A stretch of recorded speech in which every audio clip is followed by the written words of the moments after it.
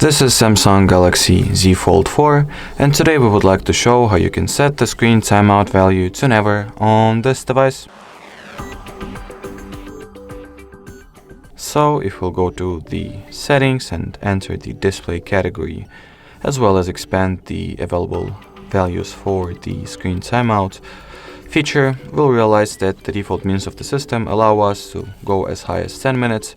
Therefore, if you would like to opt for any higher values or even set the screen sleep timer to never, we will need the help of the free Google Play Store app that is called Caffeine. So let's tap in the Caffeine at the Google search bar. That is precisely the app that we are looking for. So now we can install it.